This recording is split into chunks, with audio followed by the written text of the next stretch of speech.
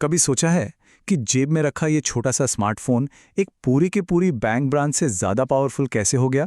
जी हाँ, यही है फिनटेक की ताकत। एक ऐसी क्रांति जो हमारे पैसे को संभालने, खर्च करने और इन्वेस्ट करने के तरीके को जड़ से बदल रही है। चलिए आज इसी को समझते हैं कि ये आखिर है क्या और ये हमारे फाइनेंस के साथ हमारे रिश्ते को कैसे एक नया मोड़ दे रही है।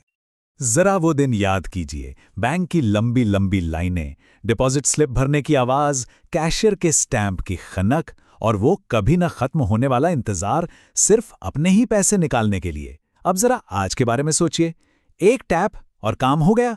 फिनटेक ने ही उस लंबे इंतजार को पलक झपकते मिलने वाली सुविधा में बदल दिया है। तो आखिर ये फिनटेक है क्या भला? हर कोई इसकी बात क्यों कर रहा है?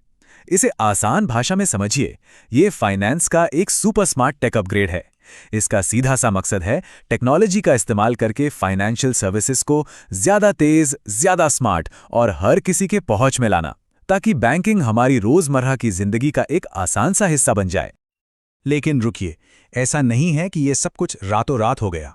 फाइनेंस की ये दुनिया जहां सब कुछ पलक झपकते हो जाता है, इसकी कहानी असल में बहुत लंबी है, एक सदी से भी ज्यादा पुरानी, जो 3 जरूरी पड़ावों से गुजरी है।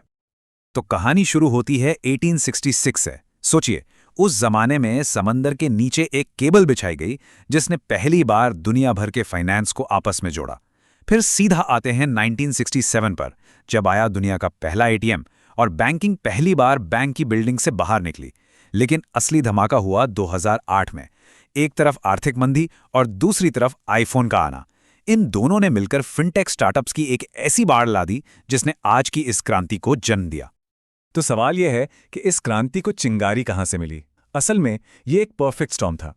एक तरफ था 2008 का फाइनेंशियल क्राइसिस, जिसकी वजह से लोगों का बड़े बैंकों पर से भरोसा उड़ गया था, और दूसरी तरफ ठीक उसी समय एंट्री हुई आईफोन की, जिसने हमारी जेब में एक सुपर कंप्यूटर रख दिया। बस इसी अविश्वास और टेक्नोलॉजी के कॉम्बिनेशन ने फिनटेक की इस विस्फोटक ग्रोथ के लिए जमीन तैयार कर दी।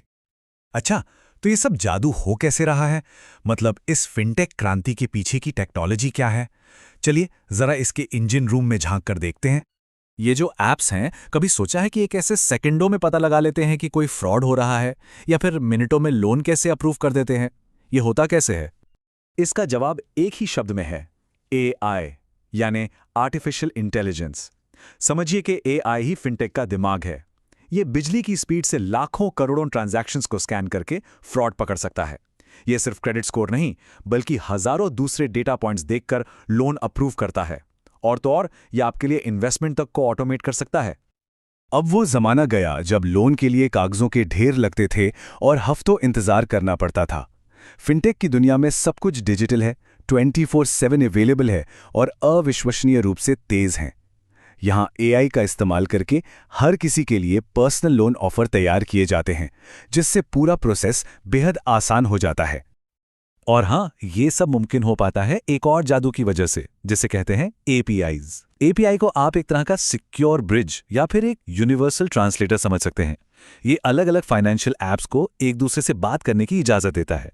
इसी टेक्नोलॉजी की वजह से ओपन बैंकिंग जैसा कॉन्सेप्ट मुमकिन हुआ है, जहां हम अपना सारा फाइनेंशियल डेटा एक ही जगह देख सकते हैं। ठीक है, टेक्नोलॉजी तो समझ ली, लेकिन इसका हमारी रोज की जिंदगी पर क्या असर पड़ रहा है? चलिए अब उन तरीकों को देखते हैं जिनसे फिनटेक हमारी जिंदगी में चुपचाप शामिल हो चुका है और शायद हमें पता भी नहीं। जब भी कोई फिनटेक बोलता है तो दिमाग में सबसे पहले पेमेंट ऐप्स आते हैं, है ना? लेकिन कहानी सिर्फ यहीं तक नहीं है, वो तो बस एक छोटा सा हिस्सा है। फिनटेक तो लोन, इन्वेस्टमेंट, इंश्योरेंस, हर चीज को बदल रहा है। इन सारी सर्विसेज को पहले से कई ज्यादा आसान और यूजर फ्रेंडली बना रहा है। बाय नाउ पे लेटर का नाम तो सुना ही होगा।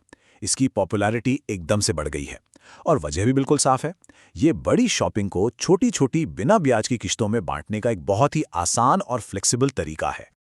और मजे की बात यह है कि शायद हमें एहसास भी ना हो, लेकिन हम में से ज्यादातर लोग पहले से ही फिनटेक इस्तेमाल कर रहे हैं। अगर कोई एप्पल पे, वेनमो, रॉबिनहुड या चाइम जैसी सर्विसेज यूज करता है तो वो इस क्रांति का हिस्सा है। जब फिनटेक आया तो सबको लगा कि अब पुराने बड़े बैंकों का खेल खत्म, लेकिन हुआ कुछ और ही। यहां लड़ाई नहीं बल्कि एक हैरान कर देने वाली पार्टनरशिप देखने को मिली। बैंकिंग का भविष्य कंपटीशन नहीं बल्कि कोलैबोरेशन है। देखिए, मामला सिंपल है। पारंपरिक बैंकों के पास क्या है? सालों का भरोसा, स्टेबिलिटी और करोड़ों कस्टमर्स। और फिनटेक के पास क्या है? स्पीड, नई टेक्नोलॉजी और जबरदस्त यूजर एक्सपीरियंस। जब ये दोनों मिल जाते हैं तो एक ऐसी पावरफुल जोड़ी बनती है जिसमें दोनों की बेस्ट क्वालिटीज होती हैं।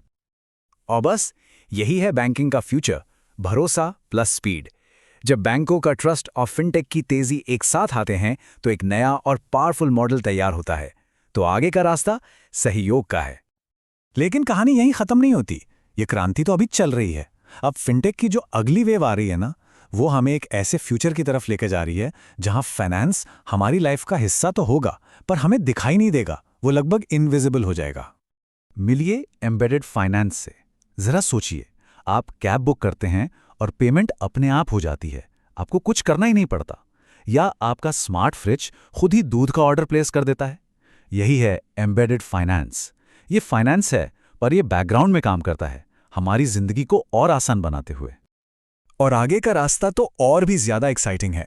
एक तरफ है डीफाई यानी डिसेंट्रलाइज्ड फाइनेंस, जो बैंकों को ही बीच से हटाने की बात करता है। फिर मेटावर्स और वेब3 की दुनिया है, जिसे अपने खुद के फाइनेंशियल सिस्टम की जरूरत होगी।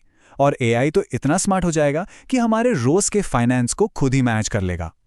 इस पूरे बदलाव को एक लाइन में बहुत खूबसूरती से कहा गया है कि भविष्य का बैंक कोई जगह नहीं होगी जहां हम जाएंगे, बल्कि ये एक सर्विस होगी जिसे हम महसूस करेंगे, जो हमारी जिंदगी का ही एक हिस्सा बन जाएगी। तो जैसे जैसे हम इस नए दौर में आगे बढ़ रहे हैं, एक बहुत जरूरी सवाल सामने आता है। जब फाइनेंस इतना इनविजिबल यानी अदृश्य हो जाएगा, तो असली कंट्रोल किसके हाथ में रहेगा? ये एक ऐसा सवाल है जिसके बारे में हम सबको सोचने की जरूरत है, क्योंकि ये क्रांति अभी बस शुरू ही हुई है।